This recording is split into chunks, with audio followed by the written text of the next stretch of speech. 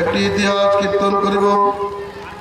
নারদ মুনি শতদ্বীপী ভগবানকে দেখতে গেলে জনলোকে একটি মহা ধর্মসভা উপস্থিত হয়েছিল। সেই সভায় তুল্য বিদ্যা পাণ্ডিত্য শীল সম্পন্ন ব্যক্তি ছিলেন। তাদের মধ্যে সনন্দন ঋষি বক্তা হয়েছিলেন। অন্যান্য ঋষিগণ ছোট হইয়া বেদের তাৎপর্য বিষয়ে শ্রবণ করিয়াছিলেন। ভগবান নিজ মায়া দ্বারা এই জগৎ সৃষ্টি করিয়া আবার তাকে পালন করেন, সংহার করেন। পুনরায় তিনি এই জগৎকে সৃষ্টি করেন। যেমন রাজা সাহিত্য হলে প্রাতঃকালে বন্দীগণ তার গুণগান পূর্বক তাকে জাগ্রত করেন, তদ্রূপ সতীগণ তারা ভগবানকে স্তুতি রসে জাগ্রত করেন।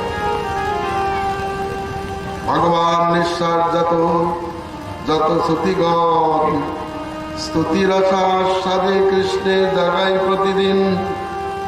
বাসুদেব পরাবেদা বলে সতীগণ, অতএব সতী কৃষ্ণ প্রেমের ভাজন। স্তুতিতে প্রকাশে সতী সম্বন্ধ বিজ্ঞান, অবিধেয় প্রয়োজন তাতে বিদ্যমান। বেদের সম্বন্ধ কি? বেদশাস্ত্র কয়ে সম্বন্ধ অবিধেয় প্রয়োজন। কৃষ্ণ সম্বন্ধ, কৃষ্ণ ভক্তি অবিধেয় প্রেম প্রয়োজন। এত ব্যতীত বেদের অন্য কোনো সম্বন্ধ আলোচ্য নাই। অন্যায় ব্যতিরেক কিংবা মুখ্য গৌণ বৃত্তিভেদে বেদের প্রতিজ্ঞা কেবল কহে কৃষ্ণকে। স্তুতি ভগবানকে স্তুতি করেন, ভগবানের সম্বন্ধ বিজ্ঞানকে প্রকাশ করেন, ভক্তির মাহাত্ম্য গান করেন, ভক্তের মহিমা গান করেন, ভগবত প্রেম প্রয়োজন বিষয়ে উপদেশ করেন। সেই শ্রুতি বলছেন, হে অজিত, আপনি সমস্ত ভগবান মায়ানাশ করে আপনার বিজয় দর্শন করান। আপনি সর্বশক্তিময়। আপনার এই যে মায়া দোষভাগী রূপে গণ্য, কিন্তু কখনো কখনো আপনি এই মায়ার দ্বারা জগৎকেও সৃষ্টি করেন। দেব এই দুই প্রকার লীলা গান করিয়া থাকেন। মাটি হইতেই যেমন কটফটাতে উদিত হয়, মাটিতে লয় প্রাপ্ত হয়, তদ্রূপ আপনা হইতেই জগৎ উদিত হয়। কৃষ্ণাদেব সমর্থিতং জগদিদং কৃষ্ণে লয়ং গচ্ছতি।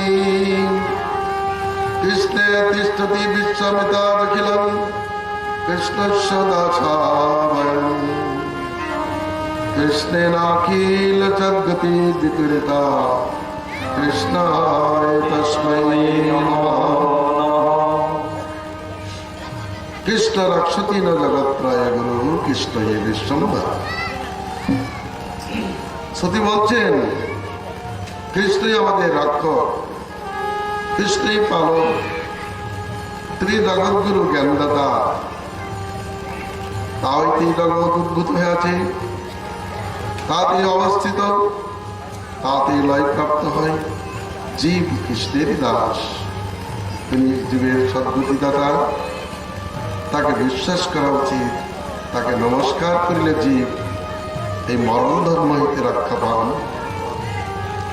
অতএব মাটি হইতে জাত মাটিতেই লয় প্রাপ্ত হয় যেমন, তেমনি এই জগৎ আপনার মায়া বিক্রমে আপনা হইতে উদ্ভূত হয়, আপনাতেই লয় প্রাপ্ত হয়।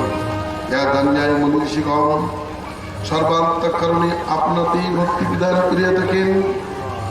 কখনো কখনো বেদে অন্যান্য দেবতার মহিমা কীর্তিত হইল।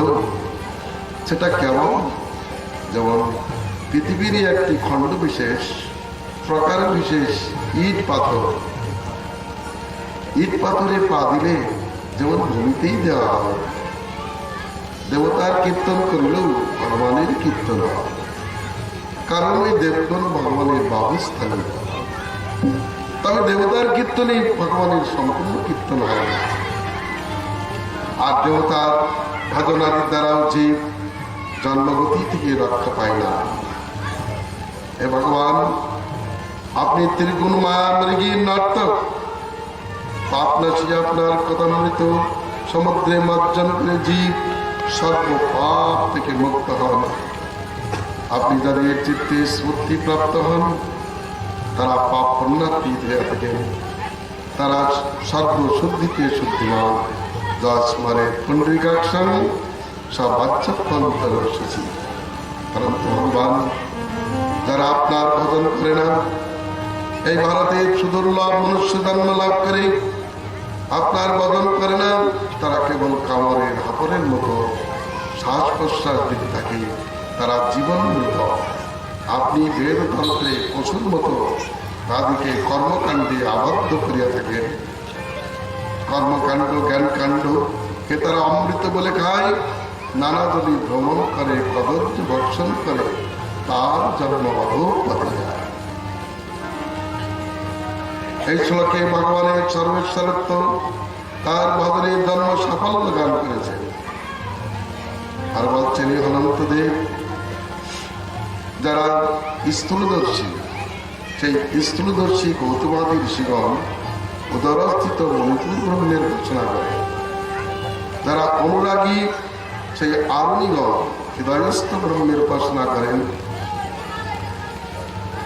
আর যিনি সহস্রার চক্রস্থিত ব্রহ্মের উপাসনা করেন, তিনি কখনো কৃতান্তমুখী জম্মুখে পতিত হন না।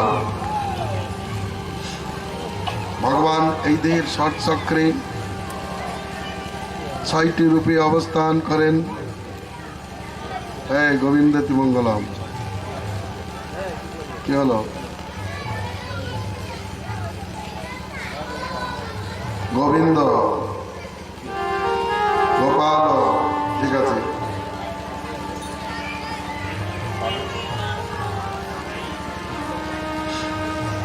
ভগবান,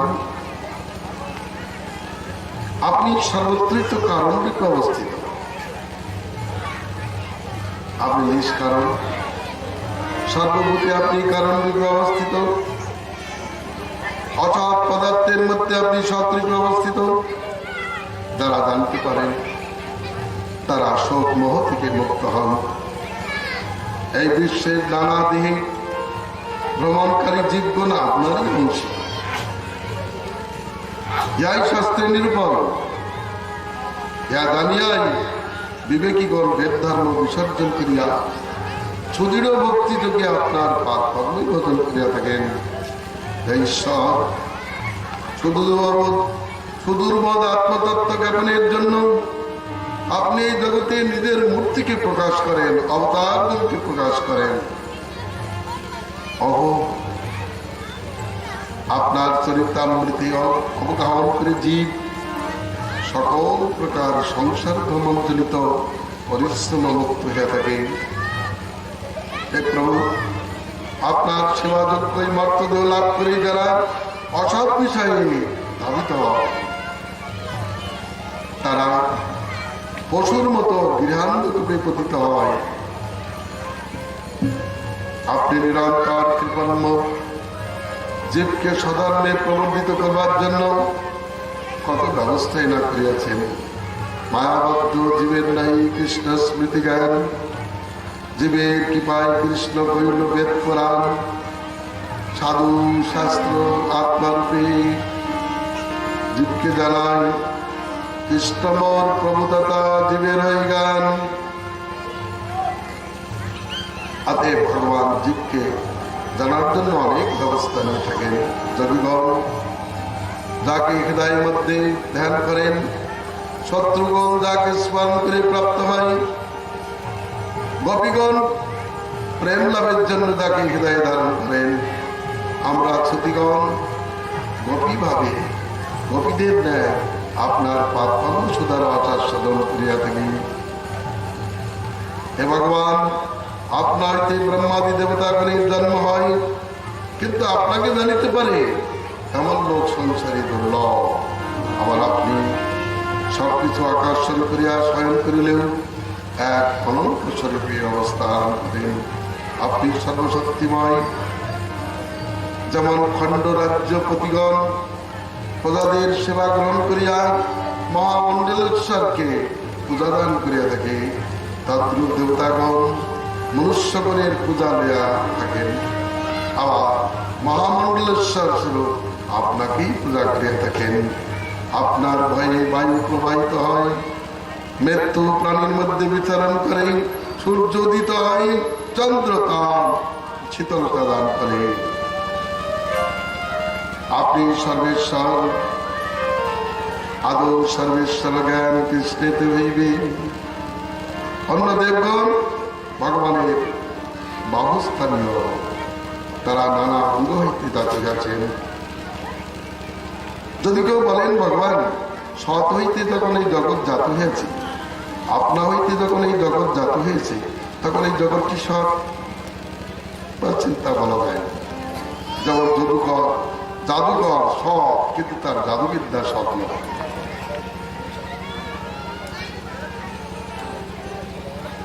এই মায়ার জগৎ ভগবানের সম্বন্ধে সত্যের মতো প্রতিভাত হচ্ছে। যেমন পদ্মপত্রে জলবিন্দু মুক্তার সেবা ধারণ করে, কিন্তু সে মুক্তা নয়। তদ্রূপ এই অনিত্য জগৎ, মায়িক জগৎ ভগবানের সম্বন্ধে সত্যের মতো প্রতিভাত হচ্ছে, প্রকৃত সত্য নয়। সত্য স্থানে তার কোন নিত্য প্রতীতি নাই। কিন্তু মূর্খগণ সত্য জ্ঞানে তার প্রতি ধাবিত হইয়া বঞ্চিত হয় মাত্র। ভগবান গুণময় জগতের আপনি তো একমাত্র প্রভু। আপনাকে বাদ দিয়ে জগতে কিছুই পৃথক করা যায় না। যে ব্যক্তি স্বর্ণবিলাসী, তিনি কখনো কুণ্ডলকে পরিত্যাগ করিতে পারেন না। কুণ্ডল তো স্বর্ণই, স্বর্ণ কুণ্ডলের আকৃতি নিয়ে আছে। অতএব ভগবান বহুশ্যাং প্রজাদয়ে, ভগবান বহুইতে বিলাস করিলে তিনি এই সমস্ত রূপে প্রকাশিত আছেন। যেমন চতুর্শ্লোকী ভাগবতে বলেছেন, অমেবাসমে পাগ্রে নন্নাজ্জাৎসদাচাৎপরম পশ্চাদে তজ্জবিতচ্চ যবশিষ্যে তুষ্মাহম। সৃষ্টির পূর্বে আমি একমাত্র ছিলাম, তখন ব্রহ্ম, জীব এবং মায়া আমার থেকে পৃথক ছিল না। আমি বিদাকারী ছিলাম, এখন ভিক্ষাকারী প্রকাশিত হইয়াছি, অন্তিমে আমার ফলাকারী অবস্থান করিব। ভগবান আপনার পদকর্ম সেবা যারা করেন তারা মৃত্যুঞ্জয় হয়, আর যারা আপনার পদকর্ম সেবা করে না, আপনি বেদতন্ত্রে তাদেরকে পশুর মতো বন্ধন করিয়া সংসার দুঃখ ভোগ করিয়া থাকেন। হে প্রভু, আপনি তো সর্বময় তত্ত্ব, আপনি নিত্যমুক্ত জীব, আপনার কৃপাই মুক্ত হয়। জীব সর্বগত নয়, আপনার দাস। এই পুরুষ প্রকৃতি আপনার অনুগ্রহিত সমস্ত কাজ করতে পারেন। অতএব মায়াবশে যদি কেউ মনে করেন যে জীবই ব্রহ্ম, এটা ভুল ধারণা। নিত্য প্রভু যার হৃদয়ে আপনার পদ্ম বিরাজ করেন, তার চরণামৃত সর্ব পাপ বিনাশ করিয়া থাকে। পৃথিবীতে বহু তীর্থ আছে, ঋষিগণ সেখানেই অবস্থান করে থাকেন, কিন্তু চিত্তের বিকার নির্মাণে নির্মূল করবার জন্য ভগবত বৈষ্ণব প্রয়োজন। এই সৃষ্টির পূর্বে পৃথিবী ছিল না, এখন আছে। সত্যের মান্যী পরে থাকবে না, কিন্তু আপনি ত্রিকাল সত্য। আপনি ছিলেন, এখন আছেন, পরেও আপনি থাকেন। সবকিছু লয় হইল, আপনি অলয় স্বরূপ অবস্থান করেন। তবে জীব কেন আপনাকে জানতে পারে না? এর কারণ হবে, কারো কণ্ঠে মনে থাকিলে যদি সেই মনির কথা ভুলে যায়, তাহলে মনে মনে ঘুরে মনি লাভ করতে পারে না। তদ্রূপ জীব আত্মস্থ ভগবানকে ভুলিয়া গিয়াছে। সেই জন্য বিভিন্ন স্থানে ভগবানকে অনুসরণ করিয়াও পাইতেছে না, আবার অন্বেষণ করবার পদ্ধতিও জানে না। তার কণ্ঠে আছে মণি, সে ভুলে গেছে মণিকে। হৃদয়ে কাম জড়া থাকলে হৃদয়স্থ ভগবানকে চিনতে পারে না। অতএব জনগণ যখন হৃদয়ের কাম পরিত্যাগ করতে পারেন, তখনই অন্তরে ভগবানকে দেখিতে পারেন। ভগবান আপনার ভক্ত শুভাশুভের অতীত, পাপ পুণ্যের অতীত, বিধি নিষেধের অতীত, কারণ তারা সর্বান্তকরণে আপনাকেই সার করিয়াছে। আকাশের ধূলিকণা যেমন লমকূপে প্রবেশ করে, অনন্ত কোটি ব্রহ্মাণ্ড আপনার লমকূপে প্রবেশ করে। জলবিন্দু যেমন সমুদ্রে প্রবেশ করিলে করে, তদ্রূপ শ্রুতিগণ অল্পে আপনাতেই প্রবেশ করে। এইভাবে শ্রুতিগণ ভগবানের তত্ত্ব, মহত্ব, গুরুত্ব, প্রভুত্ব, কর্তৃত্ব গান করে চললেন। ভগবান শ্রীনারায়ণ বলিলেন, এই রূপে মণিগণ জানি আত্মপদ, সনন্দনে পূজা কইল সিদ্ধ মনোরথ। এই রূপে সর্বশ্রুতি পুরাণ নির্যাস, সংগ্রহ করিল মণিগণ বিদ্যারস। নারদে কহেন মণি শোনো তপোধন, এই তত্ত্ব গানে কর পৃথিবী ভ্রমণ। ইয়াদানি মুক্ত হোক পতিত সংসার, ইয়া বিনা গতি নাই, গতি না গিয়ার। সতীগণ কৃষ্ণপরায়ণ, কৃষ্ণ বদন ছাড়া কিছু করেন না।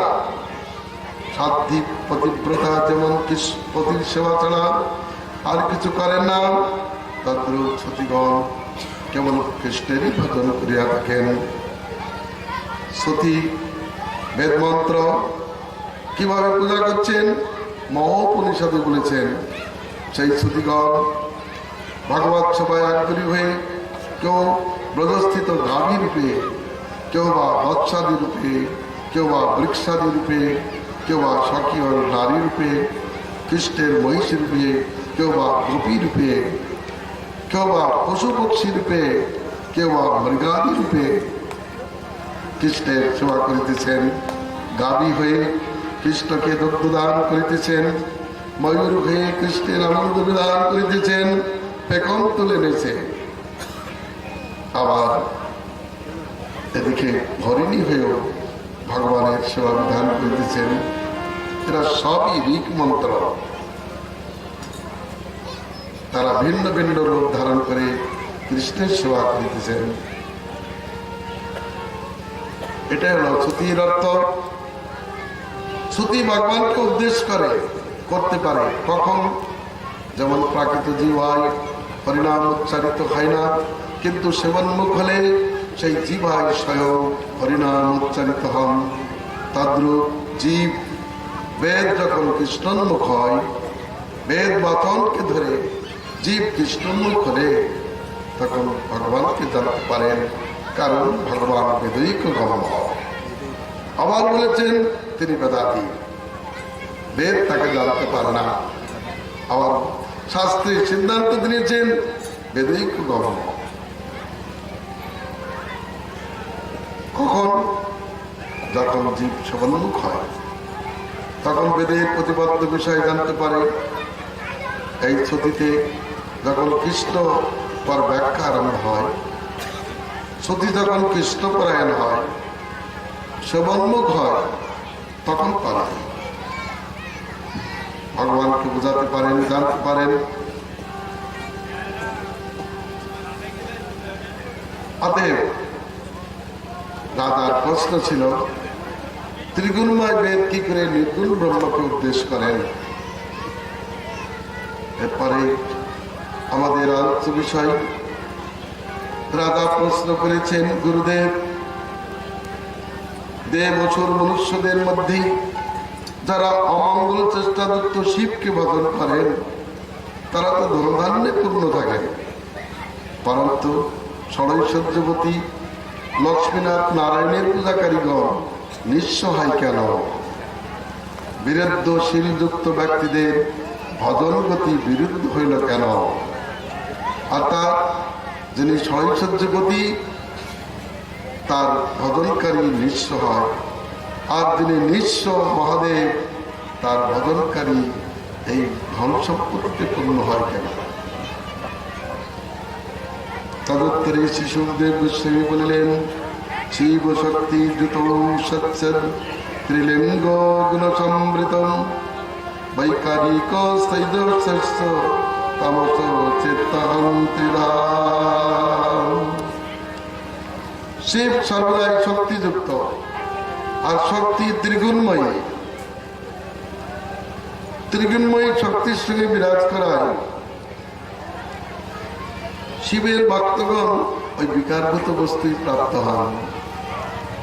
শিবের ভজন করলেই এই প্রাকৃত বস্তু আদি লাভ হয়। কিন্তু হরি সাক্ষাৎ নির্গুণ পুরুষ, তাকে ভজন করলেই জীব নির্গুণতা প্রাপ্ত হয়, গুণধর্ম থেকে মুক্তি লাভ করেন। রাষ্ট্রীয় যজ্ঞের অবসানে আপনাদের পিতামহজি যুধিষ্ঠির মহারাজ নারদের কাছে এইরূপ প্রশ্ন করিয়াছিলেন, কৃষ্ণের কাছে প্রশ্ন করিয়াছিলেন। কৃষ্ণ পিতু হইয়া যা বলিয়াছিলেন তা শ্রবণ করুন। কৃষ্ণ বলিয়াছিলেন, যস্যামনুগৃহ্ণামি হরিষ্যে তদ্ধনং শনৈ ততো দানং তদন্তস্য স্বজনা দুঃখ দুঃখিতং সততা বিতত যোগো নির্বিন্ন শ্রদ্ধনে গয়া মৎপরৈকিতমত্রস্য হরিষ্যে মদনুগ্রহম। তদ্ব্রহ্ম পরমং সুষ্মং চিন্মাত্রং সদানন্তকম বিজ্ঞায়াত্মতয়া ধীর সংসারাদ পরিমোচতে। প্রচুর সিদ্ধান্তপূর্ণ কথা বলেছেন। ভগবান বলিলেন, আমি যাকে অনুগৃহীত করিবার ইচ্ছা করি, মত বিস্মৃতির কারণ ধনকে আমি প্রথমে গ্রহণ করি। কারণ ধর্মাদি মত্তগণ তারা দণ্ডকালী জগদীশ্বর আমাকে দেখতে পায় না। অতএব আমি যার প্রতি অনুগৃহীত করি ইচ্ছা করি, তার ধন হরণ করি। ধন হরণ করে তার স্বজনকে তাকে পরিত্যাগ করে। আর সেই ব্যক্তি দুঃখিত হইয়া সংসারে ধন সংগ্রহিতে নির্বেদ প্রাপ্ত হয়। কোথায় যাব? সাধুদের কাছে যায় বলিয়া সাধু সন্নিধানে উপস্থিত হইলে আমি তাকে প্রচুর কৃপা করি। ওই সাধু সঙ্গ হইতেই আত্মতত্ত্ব অবগত হইয়া আমার ভজন করিতে করিতে পরিশেষে সংসার ধর্ম হইতে মুক্তি লাভ করে। কিন্তু আমি দুরারাধ্য, ইহা জানিয়াই যারা প্রাকৃত ভোগাদি প্রাপ্তির অভিলাষ করেন, তারা শিব আদি আশুতোষ গুণকে উপাসনা করেন, বর লাভ করেন, কিন্তু বরদাতাকেও পর্যন্ত ভয় দান করিয়া থাকেন, তাদেরকে বিপদে ফেলেন। সদেব শ্রীপাদ বলিলেন, আশীর্বাদ এবং অভিশাপ দিতে ব্রহ্মা বিষ্ণু মহেশ্বরের সমর্থ। তার মধ্যে শিব এবং ব্রহ্মা আশু সন্তুষ্ট রুষ্ট হন, কিন্তু বিষ্ণু আশু সন্তুষ্ট হল না, রুষ্ট হন। ভগবান কাকু বল আশীর্বাদ দিয়েছেন একথা আমরা জানতে পারি, কিন্তু কখনো অভিশাপ দিয়েছেন একথা আমরা তো পাই না। কিন্তু তার চরিত্র অদ্ভুত চরিত্র। এ বিষয়ে একটি ইতিহাস কীর্তন করিতেছি। পরাকালে শকুনি পুত্র বিকাসুরকে বরদান করিয়া শিব বিপদে পড়িয়াছিলেন। বিষ্ণু তাকে রক্ষা করিয়াছেন। গুরুদেব একটু বিস্তারিত ভাবে বলুন। এক সময় শপথী নন্দন বৃকাসুর নারদকে দেখিয়া বলিলেন, বিশ্বর, ব্রহ্মা বিষ্ণু মহেশ্বরের মধ্যে কি আশুতোষ? নারদ বলিলেন, শিবই আশুতোষ। অতএব শিবকে আরাধনা করবার জন্য বৃকাসুর কেদার ক্ষেত্রে উপস্থিত হইল। নিজের অঙ্গের থেকে মাংস কাটিয়া ওম নমঃ শিবায় বলিয়া আহুতি দিতে লাগিলেন। সপ্তম দিবসে শিবের আগমনে বিলম্ব হচ্ছে দেখিয়া তিনি অস্ত্র দ্বারা শিরোচ্ছেদ করিতে উপস্থিত হলেন। এমন সময় মহাদেব আসিয়া তাকে হাতে ধরিলেন। মহাদেবের স্পর্শে দেহটি সুবর্ণ সুন্দর হইল। বলিলেন, হে বৃক্ষ, কি জন্য আমার আরাধনা করিতেছ? অবিলষিত বর প্রার্থনা করো। সেই ধর্মটি মহাদেবের কাছে এই বর চাইলেন, আমি যার মস্তকে হস্তার্পণ করিব সে ভস্মসাৎ হইল। সে ভীত হইলেন, কিন্তু বর না দিলেই নয়। সেই জন্য তথাস্তু, খুব কাতর ভাবেই বললেন তথাস্তু। বর প্রাপ্ত হইয়া ওই বৃকাসুরের চিত্তে গৌরী হরণ লালসা জাগ্রত হইল। সে ভাবিল, শিবকে প্রণান্ত না করিতে পারিলে আমি গৌরীপতি হইতে পারিব না। অতএব বলিল, গুরুদেব, আপনি যে বর দিয়াছেন আমি সেই বর পরীক্ষা করিতে চাই। পরীক্ষা করো। আমি আপনার মস্তকে হস্তার্পণ করিয়াই পরীক্ষা করিতে চাই। সংবাদ পেয়ে ত্রাহি মধুসূদন বলিয়া মহাদেব দিক দিগন্তে ছুটিতে লাগিলেন। গুরুদেব, অপেক্ষা করুন, অপেক্ষা করুন। আপনি বর দিয়েছেন, তাকে প্রমাণিত করুন। মহাদেব ছুটেছেন দিক দিগন্তে, নানা দিক অতিক্রম করিয়া চলিয়াছেন। স্থূলাঙ্গ চলতে পারেন না, তথাপি চলেছেন। আর গিয়ে চলেছেন মধুসূদন ত্রাহিমাম ত্রাহিমাম।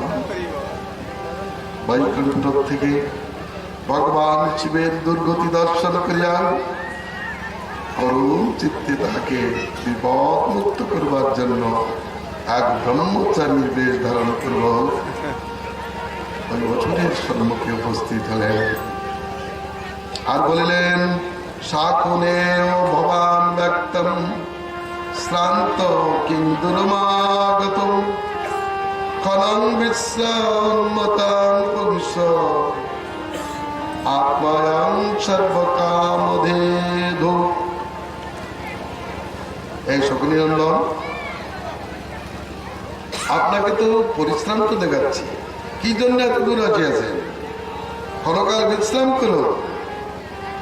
এই আত্মা সর্বকামনা পূর্তিকারক।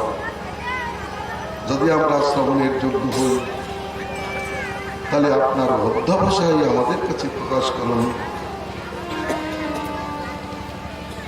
সে বলিল, আমি মহাদেবের আরাধনা করিয়াছিলাম, তিনি আমাকে বর দিয়েছেন,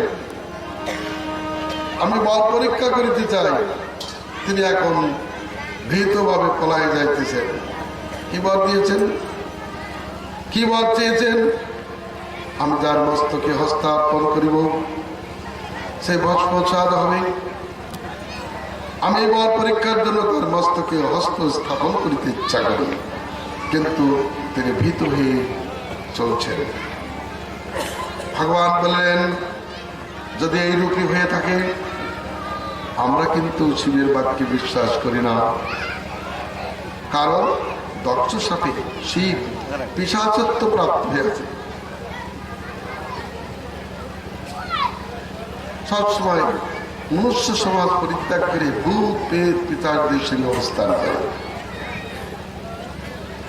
তবে শিবকে যদি তুমি জগৎগুরু বলে মনে করো, তার কথাই যদি তোমার বিশ্বাস হয়, তাহলে তার মস্তকে হস্তার্পণ করে বর পরীক্ষা করার প্রয়োজন নেই। তোমার মস্তকে হস্তার্পণ করিয়াই বরটি পরীক্ষা করিয়া নাও। ভগবানের মধুর বচনে অসুর মোহিত হইল। সে চিন্তা করিল সত্যিই তো, তাই নিজের মস্তকে হস্তার্পণ করিবা মাত্রই সে ভগ্নসাৎ হইয়া গেল। জয় শব্দ নমঃ শব্দে সাধু শব্দে জগৎ ভরিয়া গেল। হরি হরি বল। দেবতাগণ থেকে পুষ্পবর্ষণ পূর্বক ভগবানের জয়গান করলেন। শিব সংকট থেকে মুক্ত হলেন। ভগবান বলিলেন, হে মহাদেব, এ পাপ নিজের পাপেই ধ্বংস হয়েছে। অহোদেব মহাদেব পাপায়ং চেন পাপননা আত কোন মহচ্ছিস জন্তুর্বৈ কৃতবিল বিষম। মহচ্চরণ অপরাধ করিয়া কোন ব্যক্তি মুক্তি লাভ করিতে পারে? অতএব পাপী ব্যক্তি মহচ্চরণে পাপাচরণ করিয়া নিজেই ধ্বংসপ্রাপ্ত হন। এইভাবে ভগবান শিবকে মুক্ত করলেন। শিব ভগবত চরণ ধরে কান্নাকাটি করে স্তুতি করিলেন। তার আজ্ঞা লইয়া যথাস্থানে প্রস্থান করিলেন। অতএব দেখিয়েছেন ব্রহ্মা শিব থেকে জীবের আত্যন্তিক মঙ্গল সিদ্ধ হয় না। ভাগবত গান করেছেন, তত্র শ্রেয়াংসি সর্বাণি পঞ্চ সপ্ততনোবিনম।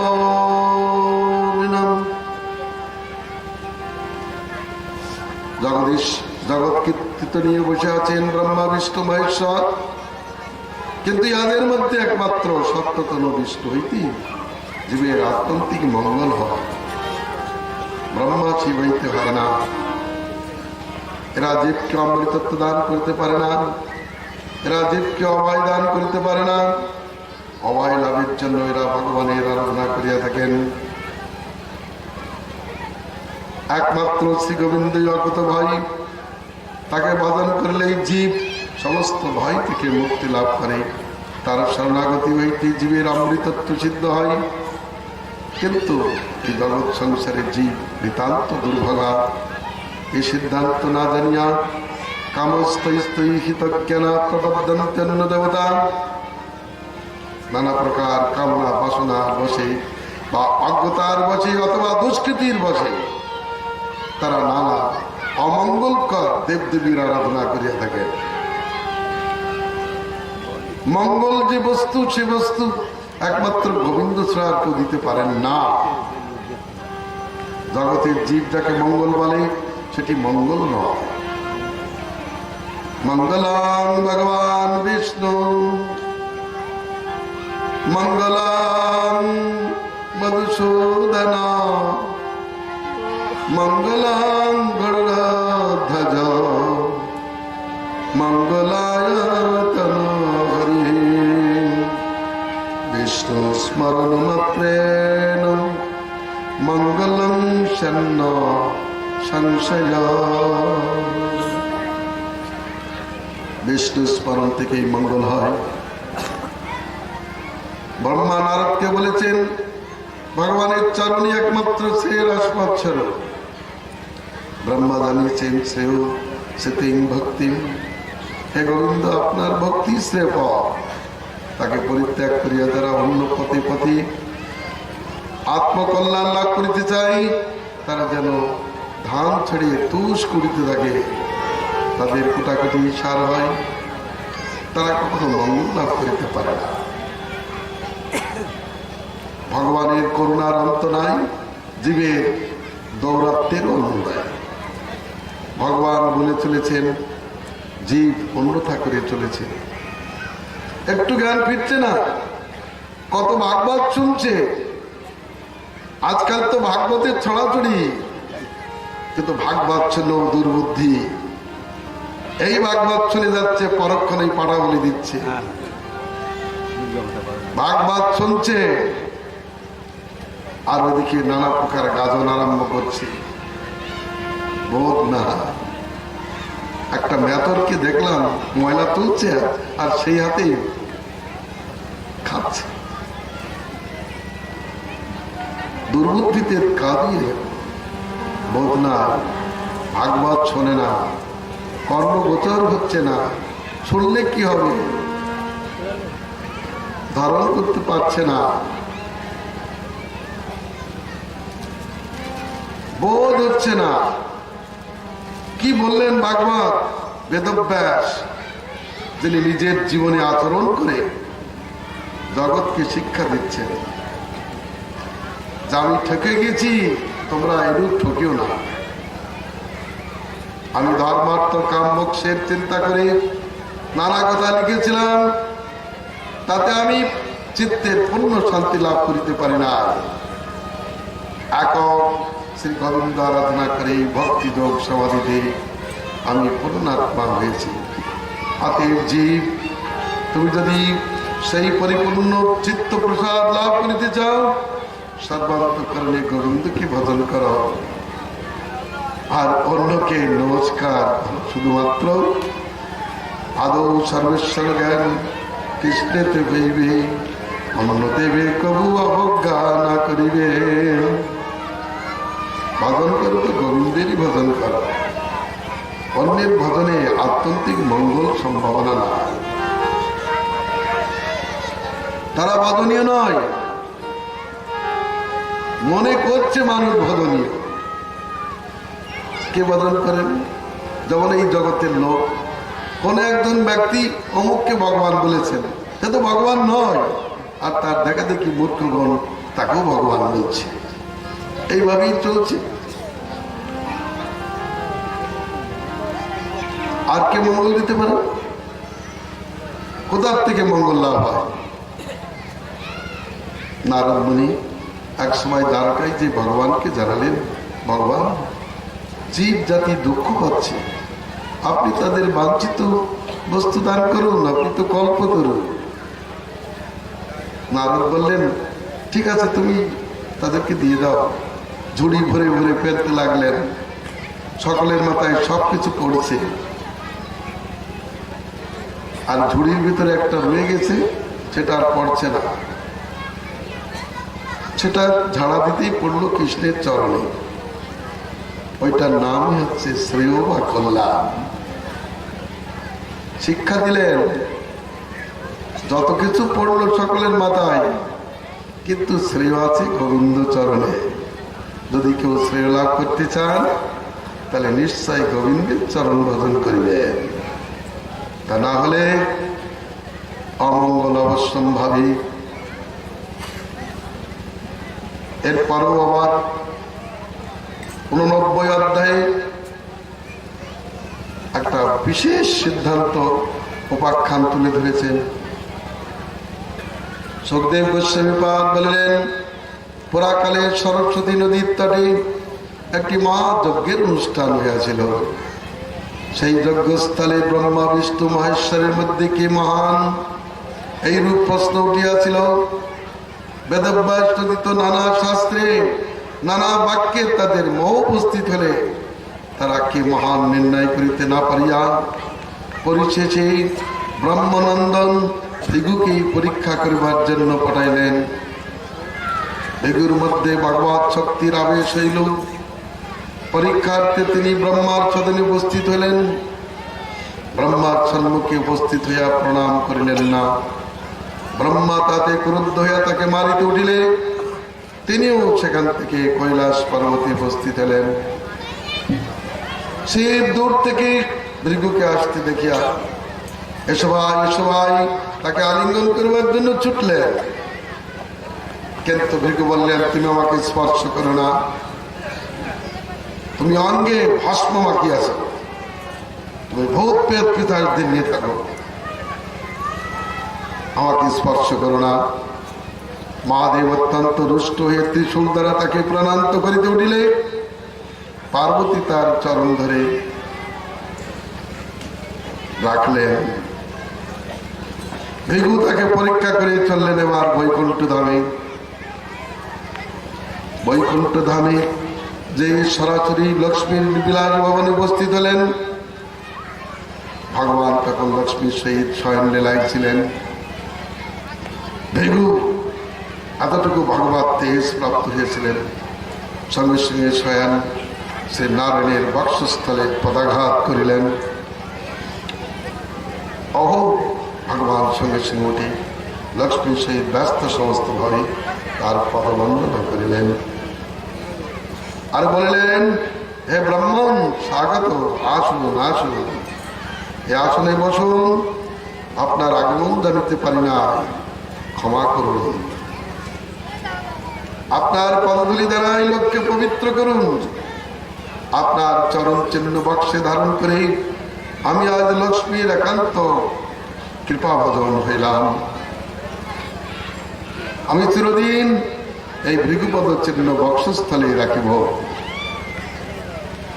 সুখদেব শ্রীপাদ বললেন, এই যে ভৃগু ভগবানের মুখে এই সমস্ত কথা শ্রবণ করে কেবল আনন্দ শ্রী বর্ষণ করিতে লাগিলেন। বিষ্ণুর গুণে তার মন মুগ্ধ হল, তিনি আর কিছু বলিতে পারিলেন না।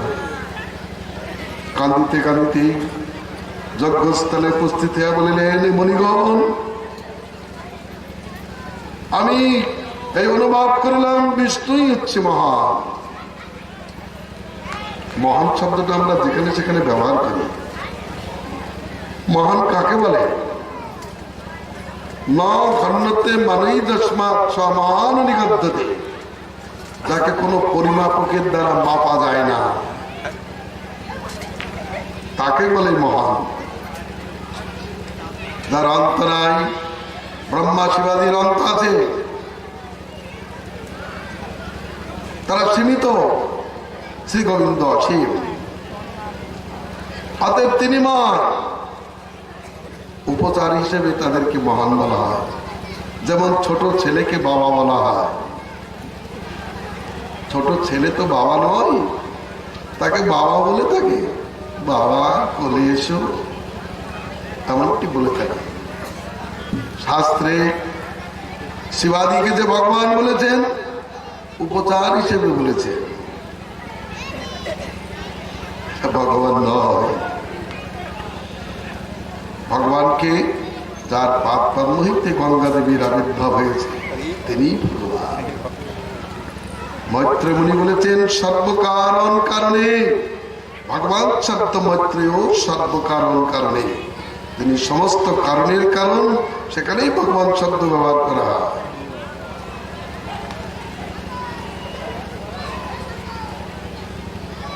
ভগবান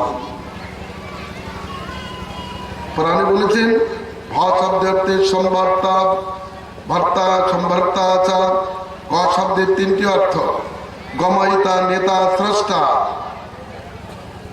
যিনি সম্যক রূপে বরণ করেন, আবার অপরের অন্যের দ্বারা বরণ করেন, এই অর্থে ভ।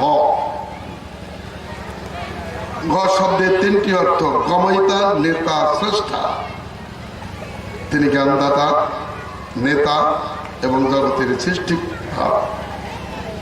ব শব্দের অর্থ সর্বভূতি, তিনি বাস করেন, সর্বভূত যাতে বাস করে, এই অর্থে ভ গ ব।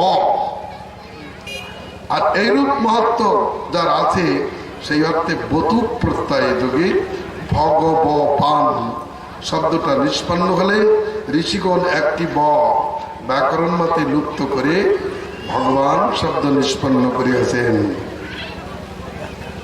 কৃষ্ণচন্দ্র ভগবান কি জয়। ভগবানকে গাধাকে ঘোড়া বললে পাণ্ডিত্যের পরিচয় হয়।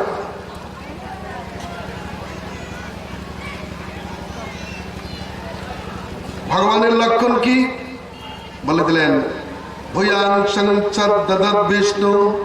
সঙ্গে সঙ্গে ঋষিগণ বিষ্ণুতেই শ্রদ্ধা ধারণ করিলেন, কারণ যত শান্তি যত অভয়ম, ওই বিষ্ণু হইতেই শান্তি, বিষ্ণু হইতেই অভয় লাভ হয়, বিষ্ণু হইতেই ধর্ম লাভ হয়। ধর্মের মূল সেই বিষ্ণু। অখণ্ড জ্ঞান বৈরাগ্য সবই বিষ্ণু হইতে লাভ হয়, ঐশ্বর্যাদি তার থেকে লাভ হয়। এই জন্য ন্যস্তদণ্ড মুনিগণ সমস্ত কিছু পরিত্যাগ করিয়া অকিঞ্চন হইয়া তারই ভজন করিয়া থাকেন। আর কার থেকে লাভ হয় কেউ বলতে পারেন? ধর্ম কোথার থেকে লাভ? ধর্ম মূলং ভগবান, ভগবানই তো ধর্মের মূল, তার থেকে শান্তি লাভ হয়। তমেব শরণাং গচ্ছ সর্বভাবেন ভারত তৎপ্রসাদাৎ পরম শান্তি নিস্তনম প্রাপ্তি শাশ্বতম। কে বলতে পারে? একমাত্র গোবিন্দই বলেছেন, সর্বভূতের যে অন্তর্যামী তাতে তুমি প্রভক্তি করো, তার প্রসাদে তুমি পরাশান্তি, পরাগতি, পরাস্থিতি লাভ করিতে পারবে। তাকে জানিয়াই জীব শান্তি লাভ করেন। অতএব বিষ্ণুই মহান। আমার এই বিষ্ণুর মাহাত্ম্য গান করবার জন্য, বিষ্ণুর মাহাত্ম্য প্রকাশ করবার জন্য ব্রহ্মা এবং শিব তারা ক্রুদ্ধ হয়েছেন। চৈতন্য ভাগবতী বৃন্দাবন ঠাকুর বলেছেন, ব্রহ্মা বুঝতে পারলেন আজ ভিগু আমাকে প্রণাম করিতেছে না কেন। তিনি ধ্যান বলে জানিলেন কে মহান জানিতে আসিয়াছি, কিন্তু বিষ্ণুই তো মহান, আমি মহান নই। এই জন্য তিনি ক্রুদ্ধ হলেন। শিব জানিতে পারলেন শিবের মুখে ভৃগুর নিন্দা নাই, শিব নিন্দা নাই ভৃগুর মুখে, কিন্তু শিব বুঝতে পারলেন মহত্ব জানতে চান, তারাও বিষ্ণুর মহত্ব জ্ঞাপনের জন্য ক্রুদ্ধ হলেন। এখানে দেখিয়েছেন একজনকে প্রণাম করে নাই, তার জন্য তিনি ক্রুদ্ধ হয়েছে। দ্বিতীয় জনকে একটু নিন্দা করাই তিনি তাকে প্রাণান্ত করিতে উঠিয়াছেন। আর বিষ্ণুর বক্ষস্থলে পদাঘাত করিলেও তিনি ব্যস্ত সমস্ত ভাবে বিনয় নম্রভাবে তাকে সৎকার করেছেন, সমাদর করেছেন। অতএব মহত্বের লক্ষণ এইভাবেই প্রমাণিত হবে।